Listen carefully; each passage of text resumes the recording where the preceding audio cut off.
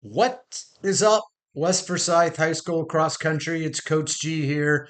Time for another quick recap. This one's going to be short, I promise. I know I'm not very good at my promises about being short, but this one really will be short. Hey, let's catch up on activities. Last week, we had our second biggest attendance week of the entire summer, just barely behind the very first week of practice. That's excellent. Hey, now is the time. We got to start coming regularly. We're going to have meets, before you know it. It is just right around the corner. So great job coming to practice. Let's track our mileage. We are now over, let's see what the grand total is here. All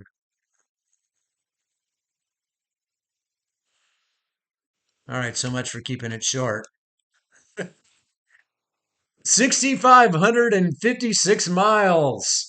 So that's a long way. So if you were going to fly from Cumming, Georgia, our hometown, where could you get to? In this particular case, you could get to Accra, Ghana. Ghana is a country on the western coast of Africa. The capital of Accra is the largest city in the country. The name Accra comes from a native word that means ants. I don't know about all of this, but apparently, like right around the city, there's just ant hills everywhere, carpenter ants. And so the city is named after ants. Okay, so if you want to go visit Ghana, you want to go visit Accra, you probably get to see a bunch of ants. The interesting thing about Accra, Ghana, is that it's almost located right on the equator, which means the time of their days and the time of their nights is almost the same all year round. How interesting would that be? Like we're used to like it being way darker in winter and way longer light in the summer, but for them it's just always the same. The amount of light they get every day. So anyway, that's a good job. If you ever want to go visit Africa, if West Forsyth cross country runners from the beginning of the season till now, if we added all of their runs up, kind of put them back to back to back to back, we'd be able to travel that far. That's a pretty cool deal. So what else do we need to talk about? A couple of things. With the season coming up, you may be asking a question when it comes time to race cross country. Do I need racing shoes? Do I need cross country spikes? So, what is a cross country spike? They are a piece of footwear that is significantly lighter than a training shoe. It's going to have way less cushion on it than a regular training shoe because it doesn't need to absorb as much shock because you don't wear these things frequently. You wear them occasionally in practice, but in races.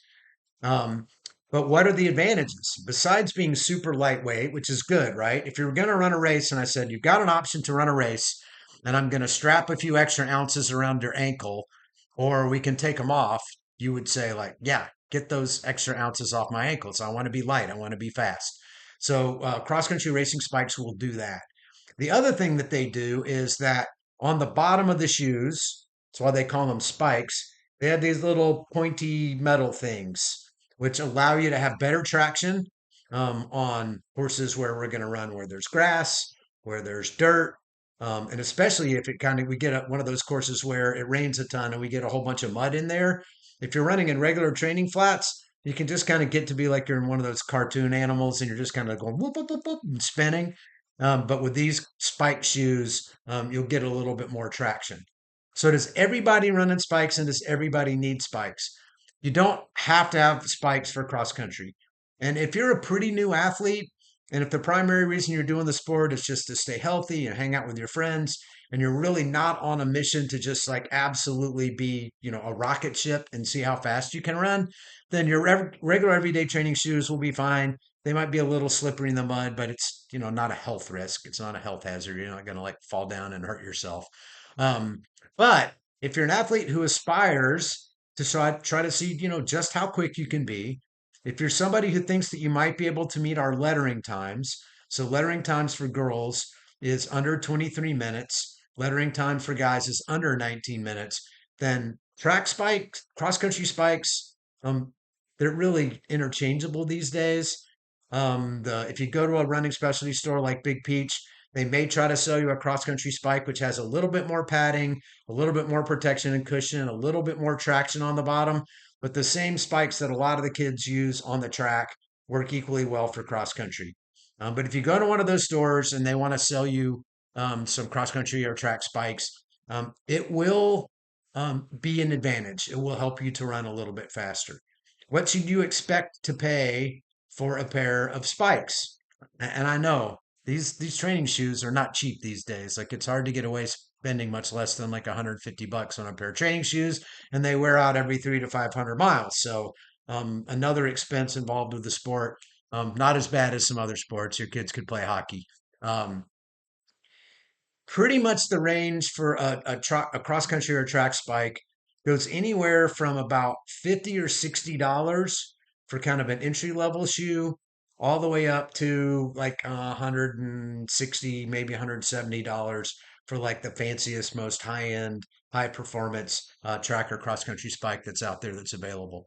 So if you have any questions on whether or not you need these or not, if you have questions on like which one you think you need to get, if you are thinking about purchasing, hit up one of your coaches. We'll have lots of information for you, so you can make a good decision on what kind of footwear you're going to want when it comes time to race and go zoom, zoom, zoom. And so my last thing that I want to cover today is my nutrition tip. Every single week, we're probably going to be coming to you with nutrition tips. We start having pasta dinners before races. We're going to keep talking to you about nutrition over and over and over again because it is so very important. It's very important, number one, because you are young athletes whose bodies are still growing. And if you do not get them the right sets of nutrients that are going to allow you to be healthy and grow well and be happy for the whole rest of your life, then that's a huge mistake. So we care about you as human beings first, and we want to make sure that you're getting the right amount of fuel that's going to set your body up to just be long-term healthy and happy. And then secondarily, as an athlete, your body has different needs out of nutrition because you burn more calories than the average person. We have most of our workouts first thing in the morning, which gets your metabolism like all cranked up. And then the whole rest of the day, your body's like burning calories at a faster rate than it would for somebody who just gets up in the morning and, goes about their day, goes to work and doesn't exercise and that sort of thing. So nutrition tip for this week is iron, iron, iron. All athletes, everybody who's running cross country, from like our most beginning runner who's maybe barely making 20 miles a week to our most advanced athlete who at this point is getting close to 55 or 60 miles a week.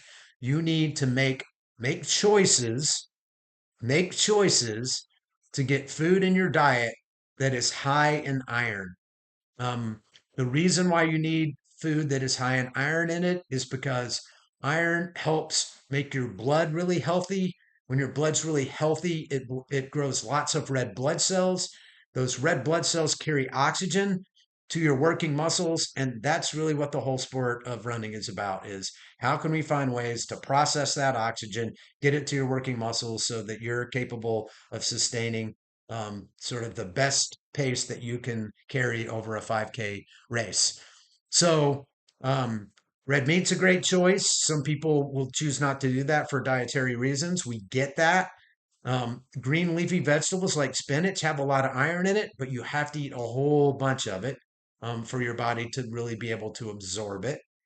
Um, a trick that we've taught you before is that dark chocolate, like good dark chocolate, not like the just kind of candy at a grocery store, but if you buy like a good chocolate bar, I think I bought some from Trader Joe's the other day. They were like 250. Have a lot of iron in there, so that's a pretty good cheat. Like if you're not going to eat a whole lot of spinach and you don't like eating red meat and that sort of stuff, then that's a really good cheat. There's also a lot of cereals. If you'll go look at the ingredients on cereal boxes, there's a lot of them that are fortified with iron. Some of the ones, like Raisin Bran, I don't know why raisins have so much iron in them, but they do. But that's a good place for you to get iron as well. When you're choosing to get iron in your diet on a regular basis, which you all should be doing, making those choices, like for those of you who do eat red meat, if you're going to a fast food restaurant, if normally you'd order a chicken sandwich, like get a hamburger instead. There's choices that you can make that are going to help you get more iron in your diet.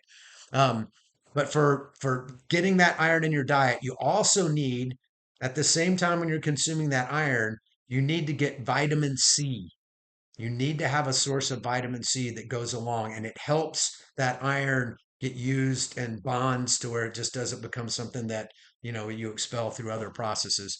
So again, I think we've talked about this before. It can be a little weird, like, really, I'm going to drink a glass of orange juice while I'm eating a steak? No. But maybe you could have a salad that's got um, lettuce on there, and better if it's spinach because spinach has more iron. And then you throw some strawberries, you throw some mandarin oranges or something like that that has that vitamin C in there. And that way you get the two together and it helps your body be able to use that iron better, keep your blood really strong so that you're capable of maximizing your ability as a runner. So that's it. That's my nutrition tip for the week. Good job for coming to practice. We're now 25% on our journey around the world with all the mileage that we've run. We can make it all the way to a city that's named after ants on the coast of Africa. And iron, iron, iron. Make good choices. You need iron in your diet and get vitamin C along with it. That's it. Coach G, I am out of here.